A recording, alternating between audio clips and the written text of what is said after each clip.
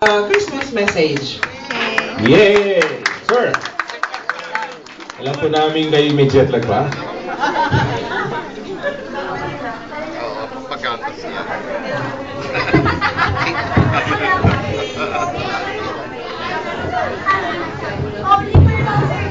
Hello? Anong get up natin ngayon?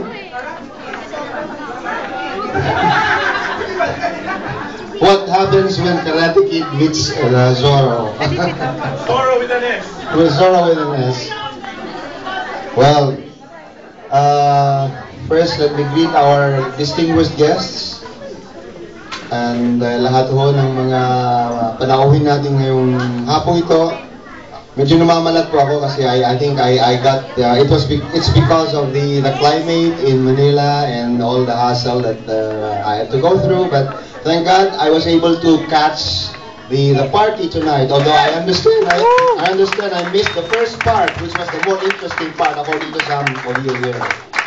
Pero sabi nila it's a first daw dahil ngayon lang daw costume party yung mga taga-konsulado. So it probably is it merits a first in the books of the consulate.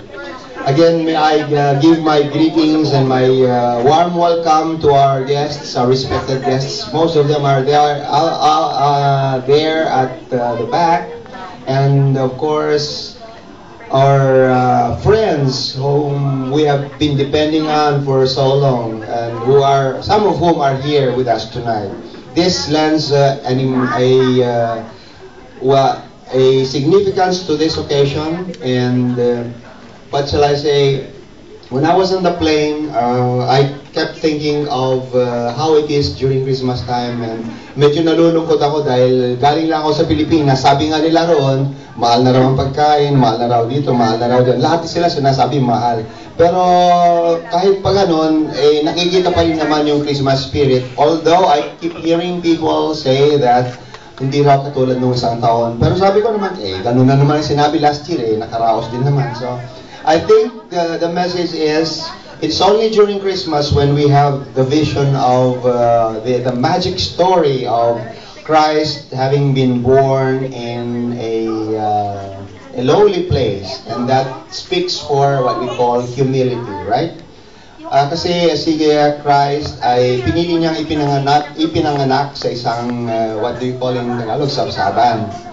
And I understand, when he was born, he was worshipped by the shepherds, who were called by the angels, and who were also worshipped by the Eastern dignitaries who had to follow a star to the place of birth.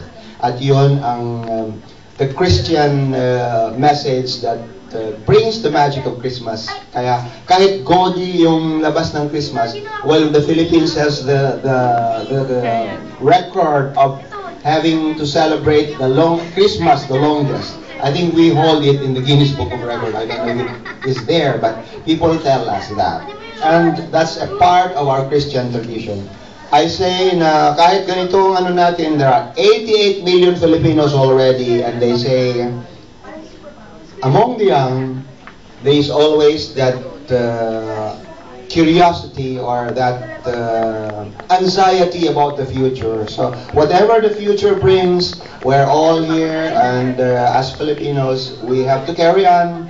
Ang sabi nga nila, ang message ng Christmas is, hope springs eternal in the human breast. Kahit ano pang mangyayari, every Christmas time, we keep hoping. We hope, because hope is there for, it's all there. That's what we cling to. And I hope that with that, maybe next year, we'll have more luck, or we'll be in better circumstances. What do we know? We'll not have just a costume party, but a better party to top this party. So, again, once and for all, Merry Christmas and a Happy New Year to us. And to all the families of the consulate staff and officers, welcome, and we hope that this will bring, you'll keep this in memory as one of the best Christmases you've had in the consulate. Maraming salamat po. Thank you, Zorro. And Karate Lady. Thank you, sir. Maraming salamat po. Yan, ang ating content. Kahit galing sa airport, diretso dito. airport to consulate.